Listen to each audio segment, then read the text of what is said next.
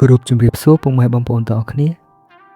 ថ្ងៃនេះដែរខ្ញុំមានវីដេអូមួយបង្ហាញពុកម៉ែបងប្អូនទាំងអស់គ្នាទាក់ទងនឹង Apple ID បាទ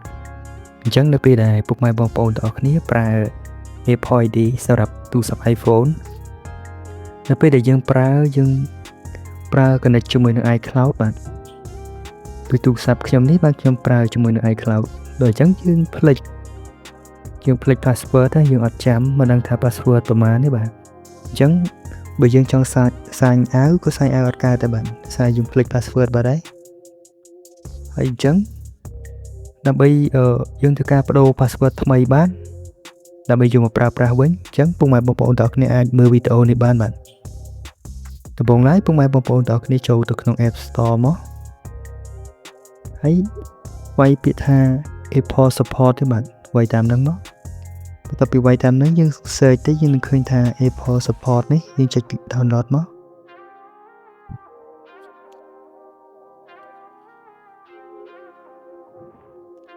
បន្ទាប់ពីធ្វើការ download ហើយយើងចូលទៅ open មកទីកន្លែង open មកហើយយើងចុចពាក្យថា continue ហើយចុចថា allow one នេះមកហើយយើងចុចពាក្យថា turn on notification នេះមកចុច allow ទៀតមកអញ្ចឹងវានឹងបង្ហាញបាទកន្លែង my device នេះវាទាក់ទងនឹងទូរស័ព្ទដែលយើងប្រើជាមួយនឹង Apple ID ដែលយើងបាន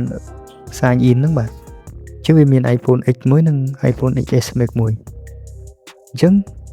ដើម្បីធ្វើការ reset password ថ្មីដើម្បីយកមកប្រើប្រាស់អញ្ចឹងយើងធ្វើការចូលទៅពាក្យថា reset នេះមក password នេះមកហើយយើងចុចពាក្យថា reset my password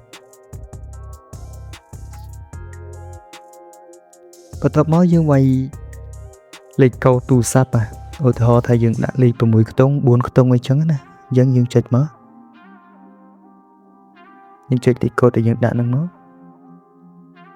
បន្ទាប់មកវានឹងឲ្យយើងវាយបាទអញ្ចឹងយើងវាយ password ថ្មីមកយើងចង់ដៃយើងវាយតាមហ្នឹងមក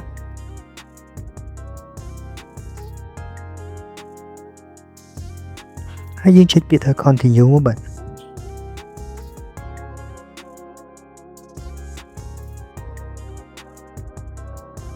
នេះបាទpassword ត្រូវបានធ្វើការផ្លាស់ប្ដូររួចហើយបាទចេញចុចដានមកហើយពុកម៉ែបងប្អូនទាំងអស់គ្នាកុំភ្លេច